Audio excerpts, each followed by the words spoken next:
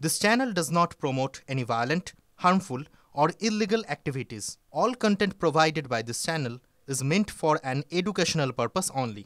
Top quality और consistent performance के लिए सिर्फ सिल्वर पंप्स नाम याद रखना।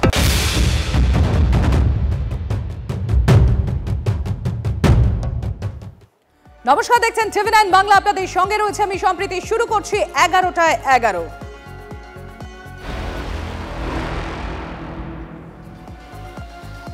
খাস কলকাতাতে বাংলা বলায় মারধর, বাংলাদেশি আখ্যা দিয়ে কলকাতা বিশ্ববিদ্যালয়ে পড়ুয়াদের মারধরের অভিযোগ। কারমাইকেল হোস্টেলের কয়েকজন ছাত্রকে বাংলাদেশি বলা এবং তাদের অর্থাৎ ওই ছাত্রদেরকে ছুরি লাঠি দিয়ে মারধর করার অভিযোগ উঠল কয়েকজন দোকানদারের বিরুদ্ধে। এক ছাত্র গোটা বিষয়টি অর্থাৎ এই যে গোটা বিষয়টা মোবাইলে ভিডিও করায়, মোবাইল কেড়ে নেওয়া হয় ছাত্রের এবং সেটা অর্থাৎ যে ভিডিও করা হয়েছিল সেই ভিডিও ফোর্সফুলি ডিলিট করা হয়। বুধবার রাতে অর্থাৎ গতকাল রাতের এই ঘটনা। ইতিমধ্যে মুচিপাড়া থানায় অভিযোগ দায়ের হয়েছে। শিয়ালদা মার্কেট অর্থাৎ শিয়ালদা ব্রিজের নিচে যে মার্কেট, সেই মার্কেট, আর এই মার্কেটেই ঘটনা ঘটে। আর এই ঘটনা এখনো পর্যন্ত 10-12 জন ছাত্র জখম হয়েছেন বলে খবর। কলকাতা মেডিকেল কলেজে ভর্তি করা হয়েছে এই সমস্ত ছাত্রদের। মুচিপাড়া থানায় যেরকম আপনাদের জানাচ্ছিলাম, লিখিত অভিযোগ দায়ের করা হয়েছে পড়ুয়াদের তরফে। অবিলম্বে দুষ্কৃতীদের গ্রেফতার না করা হলে থানা ঘেরাওয়ের হুঁশিয়ারি কংগ্রেসের। অভিযুক্তদের গ্রেফতারের দাবি বাংলা পক্ষের। বাংলা ভাষায় কথা বলার জন্য কলকাতা বিশ্ববিদ্যালয়ের হস্টেলের কিছু ছাত্রকে বাংলাদেশি তকমা দিয়ে তাদেরকে ব্যাপক মারধর করেছে শিয়ালদা শিশির মার্কেটের কিছু বিক্রেতা। এমনই অভিযোগ করেছে কলকাতা বিশ্ববিদ্যালয়ের হস্টেলের পড়ুয়ারা। শিয়ালদা শিশির মার্কেট অর্থাৎ শিশির মার্কেটের সামনে যেই দোকানকে কেন্দ্র করে এই ঝামেলার অভিযোগ উঠেছে, সেই দোকানের সামনেই আমরা রয়েছি এবং যে অভিযোগটা উঠেছে যে কলকাতা বিশ্ববিদ্যালয়ের হস্টেল পড়ুয়া একজন, সে এসেছিল এখানে মোবাইলের কভার কেনার জন্য। মোবাইলের কভারের দাম সেটা নিয়ে বিক্রেতার সঙ্গে বচসা হয়। তারপরেই যে অভিযোগটা রয়েছে অর্থাৎ পড়ুয়া যে অভিযোগটা করেছে যে বিক্রেতা হিন্দি ভাষায় কথা বলছিল এবং সেই পড়ুয়া বাংলা ভাষায় কথা বলছিল বলে তাকে বাংলাদেশি বলে আখ্যা দেওয়া হয় এবং তাকে ব্যাপক মারধর করা হয়। এবং যে বড় অভিযোগটা রয়েছে যে ওই বিক্রেতা তা ধারালো অস্ত্র দেখায় এবং আগ্নেয়াস্ত্র দেখিয়েছে বলেও কিন্তু ছাত্ররা অভিযোগ করেছে। তারপরে সেই সমস্ত ছাত্ররা তারা মুচিপাড়া থানায় যায় এবং এই বিক্রেতাদের বিরুদ্ধে অভিযোগ দায়ের করে। ক্যামেরায় সমন দাসের সঙ্গে সোমা দাস, টিভি9 বাংলা, কলকাতা। আমি ভিকটিমেই তো, আমার হাতে মেরেছে। প্রথমে একটা আমাদের ছেলে হোস্টেলের, সে কভার কিনতে এসেছিল মোবাইল ফোনের, কিন্তু হঠাৎ বাংলা কথা বলা এবং রোহিঙ্গা বলে আখ্যা দেওয়া, মুসলিম বলে সাম্প্রদায়িক বিষ ছড়ানো, হিন্দিভাষীর মধ্যে এটা একটা প্রচলন দেখা দিয়েছে। এনার মধ্যে তো তাই দেখা দিয়েছে। বেধড়াক্কা মারধর করে, আমাদের পিস্তল দেখায়, ছুরি দিয়ে আঘাত করে, একদম ভরে দেবো পিস্তল ঠেকিয়ে দেবো মাথায়, ছুরি দিয়ে কেটে দিয়েছে, তারপরে শেষ করে দেবো বা এখান থেকে চলে যাও, ভারত থেকে চলে যাও। বাংলাদেশি বলা হয়েছে, রোহিঙ্গা বলা হয়েছে। কায়জা স্ট্রিটে ওনাদের বাসভবন মনে হয়, বস্তি এলাকায়, সেখানে আমরা কোনো কারণে চলে যাই, সেখানেও আমাদেরকে কায়জা স্ট্রিটে হকি স্টিক, বন্দুক ঠেকানো, মারধর করে, বেধড়াক্কা পিটানো হয় আমাদের। বলছে যে বাংলাদেশি বলবো, কি করবি তুই, কি করার আছে কর, এখন আমি এসেছি। হ্যাঁ, হিন্দি ভাষাতে এটা বলছে এবং বলছে যে বাংলাদেশি বলবো, কি বলছি। তারপরে আমার কাছ থেকে ওদেরকে মারলো, তারপর আমার সামনে দিয়ে, তারপর আমার কাছ থেকে মোবাইলটাকে কেড়ে নিয়ে জোর জবরদস্তি আমার জামা কাপড় সব ছিঁড়ে দিল পিছন দিয়ে। ছিঁড়ে দেওয়ার পরে আমাকে বললো যে যা ভিডিওটা ডিলিট কর। 2 জায়গা থেকে ভিডিও ডিলিট করলো। তারপরে আমাদেরকে ফের মারতে আসলো। আমাদের একটা ছেলেকে ওরা আটকে রেখেছিলো, তারপরে ওকে আবার ছেড়ে দিল কিছুক্ষণ পরে, পুলিশ যাওয়ার পরে। আমাদের হোস্টেলের কিছু ছেলে 4-5 জন, তারা মোবাইল কভার কিনতে যায়। কভার কেনার সময় শিয়ালদা মার্কেটে যায়, সেখানে একটা লোক তাকে বাংলাদেশি বলে আখ্যা দেয় আমাদের 3-4 জনকে। সেই জন্য আমরা প্রতিবাদ করি এবং তার জন্য তাকে ছুরি দিয়ে, কখনো বন্দুক দিয়ে, কখনো লাঠি দিয়ে আঘাত করে আমাদের। এবং তার প্রতিবাদ করার জন্য আমরা হোস্টেলে সকলে মিলে আসি। আসার ধরুন আবার 10-15 জন ছেলেকে আবার বেধড়ক মারধর করে। একজন একটা মোবাইলের দোকানে কভার কিনতে গেছিলো, তো সেখানে একটা দাম নিয়ে একটা মানে কথা কাটাকাটি হয়।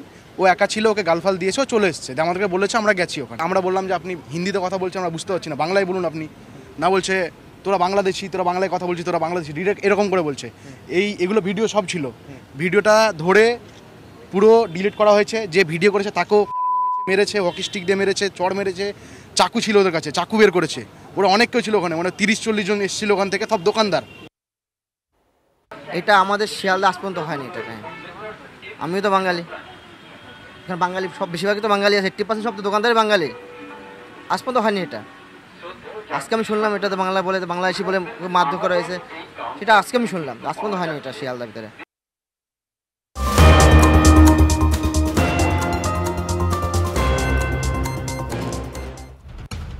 খাস কলকাতার বুকে শিয়ালদাতে বাংলা বলায় বাংলাদেশি তকমা দিয়ে মারধর, এমন গুরুতর অভিযোগ উঠছে। আর এই মুহূর্তের আপডেট আপনাদের দিই, বিগ ব্রেকিং এই ঘটনায় ইতিমধ্যেই দুজনকে গ্রেফতার করা হলো।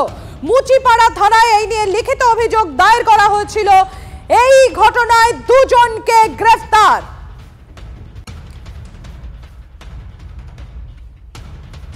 সুজয় রয়েছেন আমাদের সঙ্গে, আমি সরাসরি চলে যাবো সুজয়ের কাছে। সুজয়, যে আপডেট পাওয়া যাচ্ছে এই ঘটনায় ইতিমধ্যে দুজনকে গ্রেফতার করেছে মুচিপাড়া থানা, আর কি জানতে পারছো?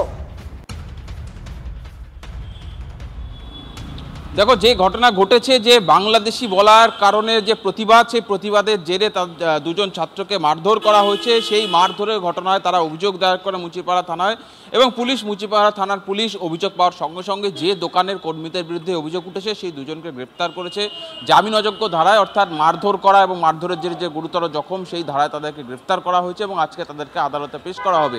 প্রথমে তারা অজ্ঞাত পরিচিতের বিরুদ্ধে মামলা করেছিল, তার কারণ যারা অভিযোগ করেছিল যে ছাত্ররা, তারা অভিযুক্তদের নাম দিতে পারেনি। তারা পুলিশের কাছে অভিযোগ করার সঙ্গে সঙ্গে পুলিশ সেখানে তদন্ত করতে পৌঁছানোর পর সেখানকার বিভিন্ন তথ্য প্রমাণ এবং যারা সাক্ষী ছিল তাদের সঙ্গে কথাবার্তা বলার পর চিহ্নিত করে যে কারা কারা এই ঘটনার সঙ্গে যুক্ত, কারা মারধর করেছে, তাদেরকে চিহ্নিত করার পরেই তাদেরকে গ্রেফতার করা হয়েছে। সুজয়, আমি এই জায়গাটা তোমাকে একটু ইন্টারাপ্ট করে দুটো বিষয় একটু জানতে চাইবো। এক, যারা আক্রান্ত তাদের তরফ থেকে একটা গুরুতর অভিযোগ করা হচ্ছে যে 30-40 জনের দল এসে এই ছাত্রদের উপর হামলা চালায়। এক, দ্বিতীয়ত তারা সেটা বারংবার অভিযোগ করছেন যারা আক্রান্ত হয়েছেন তাদের উপর, অর্থাৎ আক্রমণকারী যারা ছিল বলে অভিযোগ, তারা বন্দুকের বাট, হকি স্টিক, এমনকি চাকু নিয়েও তাদের উপর হামলা চালায়। তো এই যে শিয়ালদা মার্কেট যেখানে এই ঘটনাটা ঘটেছে, সিসিটিভি ফুটেজ তো নিশ্চয়ই খতিয়ে দেখবে পুলিশ। একেবারে দেখো, শুধু সিসিটিভি ফুটেজ নয়, সেখানে যারা যারা উপস্থিত ছিল তারা মোবাইলে কেউ কোনো ভিডিও করেছে কিনা সেটাও তারা খতিয়ে দেখছে। তোমার আপাতত দুজনকে গ্রেফতার করা হয়েছে, কিন্তু আর কে বা কারা যুক্ত সেটা চিহ্নিত করার জন্যই তারা ফুটেজ সংগ্রহ করবেন। ইতিমধ্যে যে ফুটেজ সংগ্রহ করার প্রক্রিয়া, সেই প্রক্রিয়া শুরু হয়ে গিয়েছে। সিসিটিভি ফুটেজ এবং মোবাইলের ফুটেজ তারা সংগ্রহ করার চেষ্টা করবেন। যে দুজনকে গ্রেফতার করা হয়েছে তাদেরকে কিন্তু গ্রেফতার করা হয়েছে মারধরের অভিযোগে। তারা মারধর করেছিল, তাদের বিরুদ্ধে অভিযোগ যে যখন তাদেরকে বাংলাদেশি বলায় তারা প্রতিবাদ করে তখন তাদেরকে মারধর করা হয়। সুতরাং মারধর করার যে নির্দিষ্ট ধারা রয়েছে সেই ধারা অনুযায়ী জামিন অযোগ্য ধারায় গ্রেফতার করা হয়েছে এবং পুলিশের তরফ থেকে আজকে তাদেরকে আদালতে পেশ করে নিজেদের হেফাজতে যাওয়া হবে। তার কারণ মারধরের সঙ্গে যে সমস্ত যেমন হকি স্টিক, ছুরি, এই কথাগুলি বলা হয়েছে, সেই সামগ্রীগুলি ব্যবহার করা হয়েছে কিনা, হয়ে থাকলে সেগুলিকে উদ্ধার করা, সেই প্রক্রিয়াও সম্পন্ন করতে হবে পুলিশকে। আর কে বা কারা যুক্ত একেবারে আমাদেরও নজর থাকবে। সুজয়, আপাতত তোমাকে ধন্যবাদ। আর আমরা এই গোটা ঘটনাটা নিয়ে কথা বলেছিলাম রাজনৈতিক নেতৃত্বের সঙ্গে, তাদের তরফ থেকে কি প্রতিক্রিয়া উঠে আসছে শোনাই আপনাদের। কারমাইকেলের হোস্টেলের ছেলে মানে তো সংখ্যালঘু, সেই সংখ্যালঘু ছেলের ওপর যদি কলকাতা শহরে মানে বলে যে বাংলায় কথা বলছে বলে বাংলাদেশি, তাহলে তো ভাবতে হবে। পুরো বিষয়টা তদন্ত করেও দেখা উচিত। যাদের যা বলছে সেগুলো সঙ্গে সঙ্গে আমাদের ভরসা করা উচিত নয়। এই বিষয়টা একদমই আমার অঞ্চলে গতকাল রাতে হয়েছে, আমি ইনফর্মড বিষয়টা। অভিযোগ আছে এই ছেলেরাও দোকান ভাঙচুর করেছে। বিষয়টা আরেকটু খতিয়ে দেখে তারপর আমাদের পক্ষে কিছু বললে ভালো হয়। মুখ্যমন্ত্রী অন্য রাজ্যের কথা বলছেন, ভিন রাজ্যে এবং এই পরিবেশটা তৈরি করে দিয়েছে দিল্লিওয়ালারা।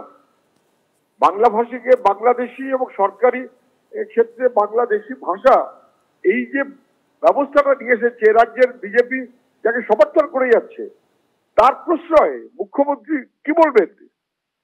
কারা করলো, কি করে করলো, কেন আক্রমণ করলো, কি ব্যবস্থা হচ্ছে? আমি এর আগে একাধিকবার বলেছি, মুখ্যমন্ত্রীর রাজত্বে দুর্ভাগ্যক্রমে কোন জায়গায় বাংলার সমাজ সংস্কৃতি বদলে যাচ্ছে। প্রশ্ন হচ্ছে যে যেই অঞ্চলে বিজেপির জনপ্রতিনিধি সেই অঞ্চলেই কেন বেছে বেছে এত বারবারন্ত, সেই অঞ্চলেই কেন বাঙালি ছাত্ররা আক্রান্ত হচ্ছে? সেই জায়গায় বিজেপির জনপ্রতিনিধি তিনি এই জায়গাটার দিকে কেন দৃষ্টি আকর্ষণ করছেন না? আমাদের বক্তব্য তো এখানেই যে বিজেপির প্রশ্রয় সারা দেশে এদের এই বারবারন্ত।